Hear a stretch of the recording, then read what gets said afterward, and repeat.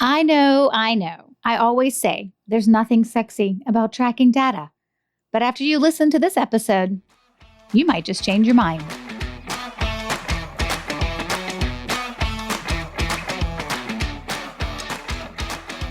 Hey there, and welcome to episode 269 of the Roadmap to Referrals podcast, a show about helping you build a referable business. I'm your host, Stacey Brown Randall.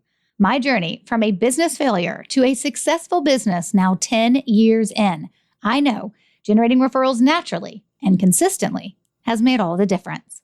Working with clients around the world, we leverage the science of referrals, protect relationships above all else, and help you build a referable business. When I told my friend about the title and topic of this episode, she said, "You might want to reconsider your definition of sexy, Stacey." And she is probably right. So why do I want to make tracking sexy? Well, not because actually tracking individual pieces of data is sexy, but when you see the value in it, when you understand the results that come from it, that allow you to make better decisions, well, let's be honest, you're more likely to follow through on keeping the tracking going. So maybe sexy isn't the right descriptor. So you're just going to have to go with me on this one. I keep having conversations where decisions are made that aren't based on facts or even partial facts.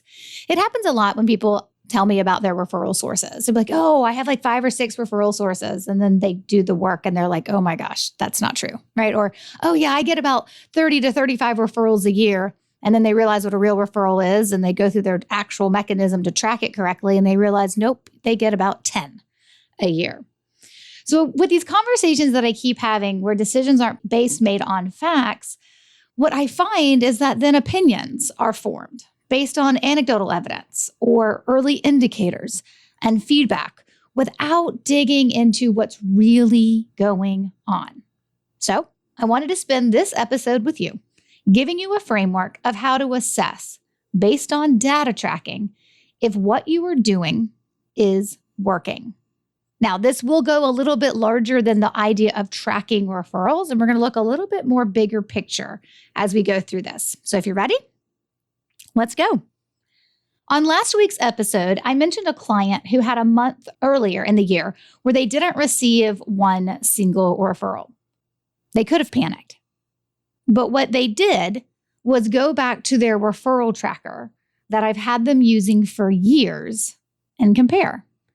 And that instantly calmed them down because they had benchmarks in place. They were tracking their information. They were tracking data, and they could see that that month, for whatever reason, is always a down month. Now, nobody wants to receive 0 referrals in a month, and I know that could send panic through anybody. But the truth is that month was never a good month for them. And their data showed that that's normal. I mean, not fun to receive, but normal. And then, of course, the next month, it righted itself. Now, reviewing benchmarks is a reflection of what's happened. And tracking data is as it's happening. It's a snapshot of what's going on. But when you take those two things combined, it'll always help you make better decisions moving forward. And sometimes the better decision is just calming yourself down because even though you don't love what's happening, it makes sense that it's happening. Or sometimes it gives you an idea of maybe we should try to fix this from continuing to happen. So I want to share a conversation I had with you who was sharing with me a new sales strategy that she was trying out. After she detailed it out to me, I asked her, "So, how's it going?" And then she said the words, "I always receive with reservation." I could feel myself tense up as she said these words to me. And she shared, "Oh, people are responding positively. So it's going great." Now, don't get me wrong. Positive responses are great, but they don't always put money in your pocket, especially early positive responses. And of course, obviously, if things are not going great, that early feedback is what you need so that you can make adjustments. But what I find is that many people will take that early feeling, those positive responses, that good feedback that they are getting, as something is working. But what if it's not? Let's break down what I told her on what to track so you can modify the framework to fit any sales activity, including referrals, that you want to tackle and try out.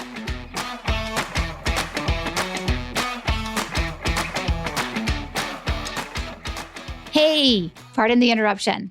Did you join us for summer school? In July, I taught 3 classes on what you need to know about referrals.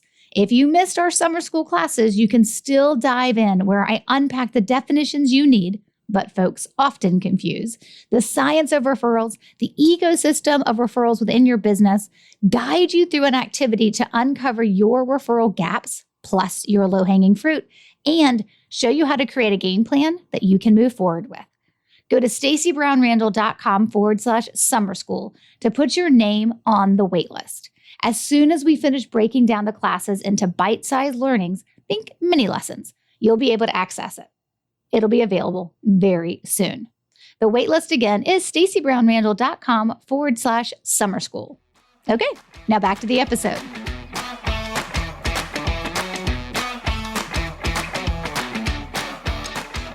All right. Breaking down what you want to track so you can modify this framework to fit any sales activity. The first thing we need to do is we need to get okay with keeping detailed tracking. I asked her to get really specific in the results she was after, which allowed her to get really specific in what she would need to ultimately track. We kind of need to work backwards here. What's your ultimate objective? And then work backwards to figure out exactly how you can track if that's happening. The key here, though, is to focus on the outcome, right? Like, where do you want to be? What do you want to have happen? And then, of course, back into the data points that you then will track. So you got to define the expected outcome. And so when you think about defining the expected outcome, you've got to figure out exactly what you're wanting out of it, right? Who are you trying to receive as a part of this activity? Now, remember, we're staying in the sales arena with this framework. I'm not saying you can't take this framework and modify in other areas of your business, but we're not talking about, say, your operations or communication, right? What we're talking about is from a sales perspective. So if you're looking at this activity that you're doing, right, what are you trying, or more, should I say, who are you trying to receive as a part of this activity? Are you looking to receive prospects, potential clients? Are you looking to get more referral sources? What about just connectors that can just connect you to other people? Are you looking for exposure to an audience to grow your brand, right? These are all different things that you consider within the expected outcome of a sales activity that you may be doing. Once you've determined your outcome, here's some of the things I told my friend to consider tracking. Number 1, how many new prospects? Meaning not only how many new prospects did you come into contact with because of this activity that you're doing, but then how many of them became paying clients? Now, here's the thing about tracking outcome of new prospects. The ultimate goal is to track, hey, I got 10 prospects and 5 of them became paying clients. The other thing to consider, though, is how many of those prospects are not ready yet, but they're worth following up with later. So using this example, if we did an activity that brought us 10 prospects and 5 became clients, awesome. We still have another 5. It's important for us not only to recognize those that maybe weren't a fit or said no right away, but maybe some of those prospects are actually just not ready yet. And we need to make sure we're tracking that information and we're tagging them correctly so we can follow up with them later if we deem that to be important. Another thing to consider with your tracking is, are you looking for new referral sources? I have a lot of folks who come to me and they're like, I need to get more referral sources. And the idea is that people will try a lot of different things to have folks start to refer them. So the question is, well, did you get any? Right now, you can't become a referral source until someone actually refers someone to you. So that means if you're going to track this, did they start referring you to prospects, potential clients? That's something we want to track. Sometimes the activity you do isn't directly to the prospect. It's to the person, the referral source, who knows the prospect. So it's important that we follow up and figure out, okay, this activity that I did, right, attending this networking event, right, or meeting with these folks, they didn't necessarily net me prospects, but I was ultimately after people to refer me, and they did connect me to folks who could actually refer me. That's something to consider. All right, here's another thing to consider tracking. How many new connectors? Here's the thing about the difference between connectors and referral sources. A referral source is actually going to refer you a prospect that has the potential to spend money with you. A connector, though, may not ultimately refer you clients, but they may connect you to other people, other COIs, other centers of influence that can help you grow your network. And I find that is just as valuable. I recognize it's like, a few degrees of separation from the idea of getting to the referral source who can then get you to the prospect who can become the paying client. But sometimes people know a lot of other people and you would just love to operate and hang out within their orbit. And so they introducing you, right, connecting you to other people that can then help you grow your network, that could have the potential to continue to grow your network or to connect you with referral sources, can be just as powerful, especially depending on how many people you have referring you now, and if you need more people, and how big or how small your network is. And this can be considerably true if you're starting in a new area, or if you are starting a new company, going in a different direction than your network maybe knows about you. So sometimes we need to look for the connectors before we can then get to the referral sources, before we can then get, of course, to the prospects. And here's another thing to consider tracking: exposure to an audience. Now, here's the thing. This is definitely harder to track. But if you're asking the question, hey, where did you hear about me? When you're having a conversation with someone, even if it's not a prospect or a client, right? It could just be someone who's now connected to you. How did you hear about me, or where did you hear about me? You can definitely put some data around where you're spending your time. So here's the thing I want you to consider. You can use this no matter what sales, marketing, prospecting, referral activity you're doing. But you've got to consider the outcome. If you're deciding to join a bunch of networking groups, what is the outcome that you're going in with?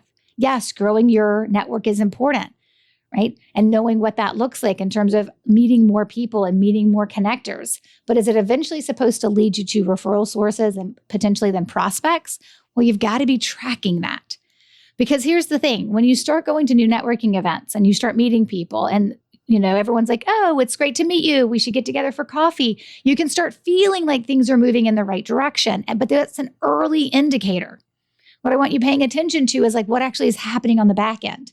You can go to a networking event, meet a whole bunch of people, have a lot of folks say, let's grab coffee, and then nothing ever happened. And in some cases, even when you follow up with people to have coffee with them, nothing happens. And the idea there is to make sure you understand what is your expectation and how well are you tracking. Now, how you track is completely up to you, whether you use a CRM, a complicated one or a basic one, whether you track this stuff on an Excel spreadsheet or a Google spreadsheet, or maybe you just track this on a good old-fashioned piece of paper. Here's what I typically see happen with business owners. They get so busy just doing the thing, doing the work, trying to get everything going, that when they look back on what they have done, they don't actually know if it's been beneficial. And when you have limited time and limited resources, it's important that we recognize what is working and quite possibly maybe what's not working. Now, there is a difference between each of these: tracking prospects, tracking referral sources, tracking connectors, or tracking exposure to an audience. There are differences between each, and each are important in their own way. So to make sure you are tracking the outcome, you just need to make sure your tracking mechanism includes an outcome piece. So like in a spreadsheet, let's just say for sake of argument, I was doing this in a spreadsheet, I would be tracking whatever it is I was doing, but I would have an outcome column, right? Because I need to know if I'm getting to the ultimate outcome. If I go to a networking event and I meet 7 people that are like, let's grab coffee, I need to be tracking, well, how many of them did I actually go to coffee with? How many of them do I actually think there's something there? Whether that is because maybe they're going to become a prospect, or they're going to become a new referral source, or they have the potential to refer me, or maybe they're just a connector. I need to be tracking that outcome so I can see if it's worth it. And that takes time. And sometimes as business owners, we just go looking for the easy button. And that's not necessarily what we should be doing. Here's the thing. I'm sharing this because I find so many people do sales activity, outreach, promotions, networking, and they judge it based on the front end of the funnel, so to speak. right? On what's happening, that early feedback, those promises, those connections, that the feeling, the sense they have when they start something and they get good feedback in the beginning. But they're not always really digging in to see how well it's working on the back end. And that means the results. Is whatever you're doing getting you to what you ultimately want? Because if it's not, you're quite possibly wasting time. So you may need to modify this framework to fit the activity that you are doing currently in your business to figure out what is my outcome to this activity? And then how do I want to track if it's being successful and then actually doing the tracking? But here's what I've learned. Of the 10 years of having people do a basic tracking for me in terms of being able to identify who their referral sources are by tracking backwards, right, where their clients and prospects come from, it's one of the most empowering things people do. And so I know when we understand this information, we know where things are coming from, we know how things are happening, and we have an objective when we decide to do something, we're A, much more likely to stick with it. And B, it's important that we recognize that we make better decisions when we know what's actually happening. For better or for worse, we will make better decisions, whether the data is good or not, if it was what we were hoping for or not what we were hoping for. And that's important for us to recognize. So remember, early feedback, especially if it's positive, is great and it's promising. But that doesn't necessarily mean it's a full story as to if something's ultimately working. And I want to make sure you don't fall to the trap of early feedback giving you the idea that something is working until you're actually tracking it all the way to the back end to make sure you're getting the results you ultimately want, which means you've got to do some tracking. And I hope this helps you understand the importance of it. Maybe it doesn't make tracking sexy for you, but I do hope you understand the importance of it. If you're going to spend your time, pay attention to the outcome. Your time is limited as a business owner. And you deserve to make sure that what you are spending your time on is ultimately working. If you want to know more, you can join us at stacybrownrandall.com/269. That is the show notes page for this episode, so you can find more information that we talked about today, including the full transcript, if you would rather see this stuff in black and white as you create your tracking framework. Coming up next week is episode 270, and it's a 10th episode. So we have a Q&A episode on its way. That's right, I'm going to answer some recently submitted questions. Until then, you know what to do, my friend. Take control of your referrals and build a referable business. Bye for now.